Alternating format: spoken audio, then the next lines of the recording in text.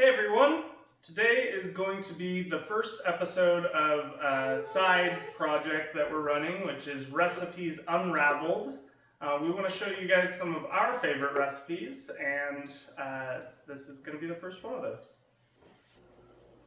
A pizza, pizza, bye! Oh pizza, pizza, oh my! Hey everyone! Today I'm going to show you guys how I make pizza.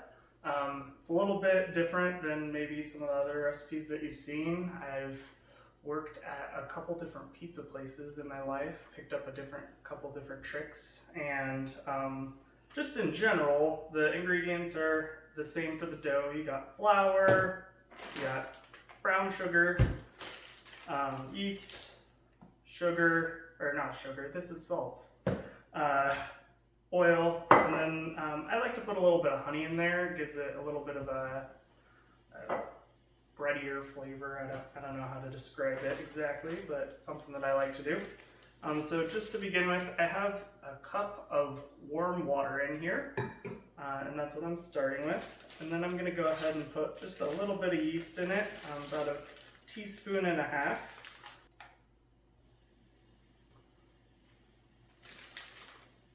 And then we're just going to put a teaspoon of brown sugar in there. Now you'll see right when I put in that brown sugar, the yeast is going to start to activate. So you're going to get a little bit of some angry yeast stuff going on in there. And at this point, we just got to wait about 10 minutes before we can do the next parts. Alright, so it's been 10 minutes and this is what it looks like. It's going to be like a little foamy, and that's how you know when you're ready to start the next part. Alright, so for the next part we're going to need some oil, and we're going to just put 2 tablespoons of oil in there. We're also going to need 1 teaspoon of salt. And lastly, I just put a little bit of honey in there, my special ingredient. I'm going to just put in a teaspoon. I usually don't measure it so much, but we'll go ahead and do that today. And now I need a stand mixer. Voila! Okay, now we just need to add the flour to it little by little, and that way we can make it turn into dough. So one thing that I think is really important is if you do have a stand mixer, to be using a dough hook attachment. And that way it doesn't get all stuck in there and all that good stuff. So what you're going to need to add to this is 2.5 cups of flour. So we'll go ahead and just get this started. You might need to turn it off part of the way through just to kind of mix it around, knead it with your hands and all that good stuff.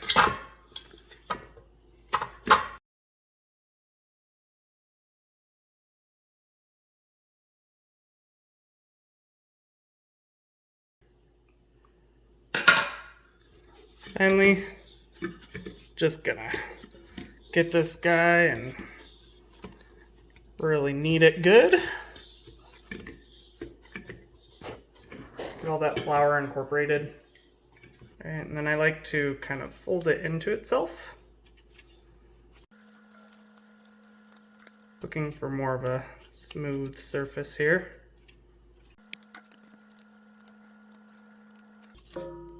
Definitely want to make sure you get rid of any of those types of pockets.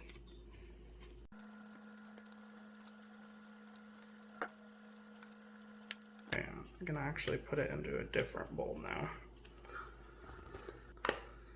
Alright, and then I'm going to get a separate bowl. I'm going to just spray the inside of it real good. And I'm going to plop it down there. And we're going to leave this for several hours covered.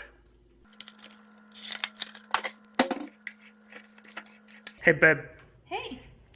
How do you fix a broken pizza? With tomato paste. Oh. Okay. Alright, while we're waiting for the dough to rise, what we're going to do is we're going to make some pizza sauce. So definitely most important ingredient in pizza sauce is tomato paste. You want to use tomato paste, not tomato sauce. Gonna use some black pepper, seasoned salt, some garlic powder, some actual minced garlic, and then I got some oregano and some basil right here. If you have fresh basil, you can put that in there too. So just gonna dump out what I got here in the tomato paste. You probably need a spoon to get it out because it's real sticky in there. This is 6 ounces of tomato paste. Most of them are about that size when you buy them from the store. You're gonna need equal parts tomato paste and water, so just fill that bad boy right back up with water once you've poured it out, and just pour it right into the tomato paste. Go ahead and mix it together until you get a nice creamy sauce, and that is your base. Now comes the seasonings. As far as measurements go, I kind of just put a dash of each of these until it covers the surface of the bowl. It's probably about 1/4 teaspoon. Mix that up real good. Smell it. It smells good. It smells really good. And then once you have that all mixed up, you just put it in your fridge and it's ready for when you want to make your pizza. And that is the sauce. Alright, and you can see that the pizza dough is growing a little bit, so we're gonna still keep it in here for a few more hours at room temperature to grow, and we'll come back. Hey, did you hear that the pizza place down the street just got a really giant loan? A pepperoni loan? No, they really need the dough. Oh, okay. As you can see, our dough has doubled in size. So we are ready to roll it out. And something that I'm going to do is I'm going to add a tablespoon of cornmeal, which I just spilled on my pan, which is okay. It's going to go on there anyway. And we're just going to kind of roll it out a little bit. Alright, first you're going to want to make sure you spray your pan real good. That way it doesn't stick anywhere.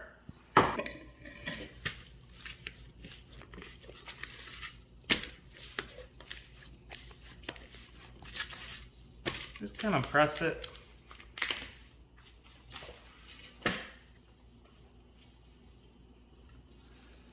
You get underneath it and bring your hands apart. It'll stretch it out. You might get some holes, but you can mend those back together.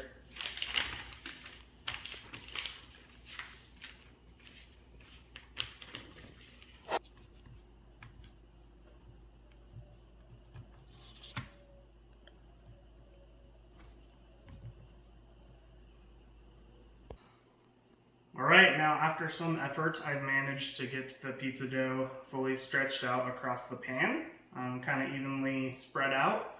And now we wait again for that to rise while it's on the pan to give us a little bit more of a fluffy crust when we put it through the oven. By now, your children have probably woken up from their nap.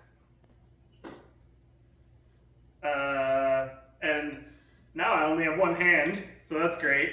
What I want to show you is there is a little bit of a rise here in the pizza, which is nice. Should be good for us to go ahead and get that sauced cheese tops, all that good stuff, and put it in the oven. Now it's time to put all the stuff on the dough.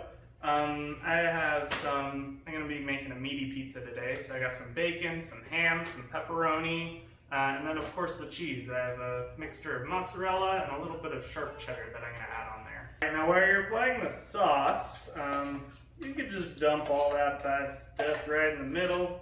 I mean, good stuff, I guess. And then you just want to press all the way down and move it around so it's nice and even.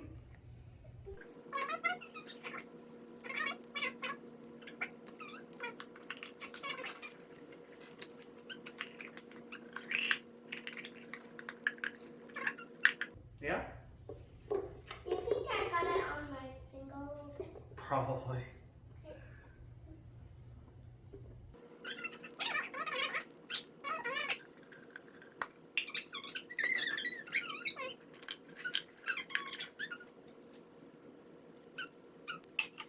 adding that cheese.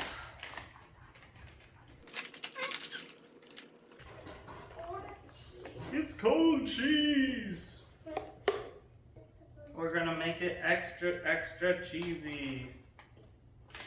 All right, now pepperoni. How can we play the copycat game again? Now can we play the copycat game again?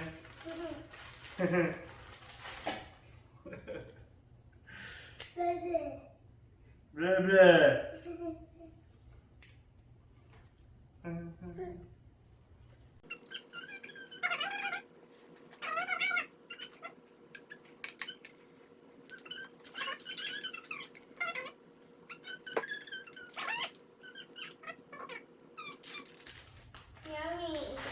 Yummy. Alright. I'm gonna put ham on after I put on the pepperoni. And I'll just put on full things of ham. You can cut them up if you want, if you're doing this at home.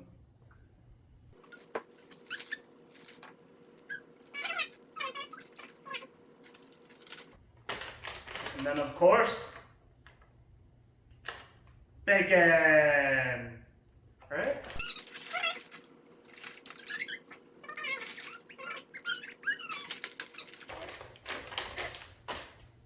Gonna put on a little bit more mozzarella cheese. Sure, you can eat some. Then we're gonna finish it off with a little layer of sharp cheddar. Alright, so here's our pizza. It's going in the oven. I like to put it at 350 because it makes a little bit more of a less greasy pizza, and it's real nice and crisp. And we'll put it in there for about 25-30 minutes.